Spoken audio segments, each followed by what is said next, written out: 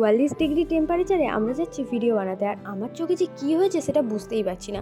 তো আমরা সকাল সকাল উঠে পড়েছি, কারণ বাইরে প্রচণ্ড রোদ বেরিয়ে যায় আর গরমও হয়, সেই জন্য সকালে উঠে বেরিয়ে পড়েছি। তো এখন আমরা যাচ্ছি সূর্যমুখী বাগানে ভিডিও বানাতে।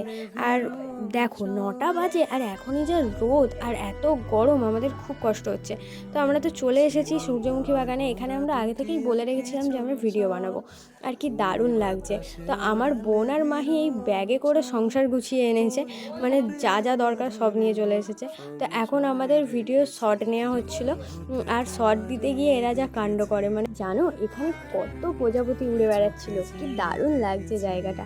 কিন্তু প্রচণ্ড গরম হচ্ছে। তো আজকের মতো আমাদের তো ভিডিও বানানো কমপ্লিট হয়ে গেছে, আর এখন আমরা বাড়ির দিকে রওনা দেব।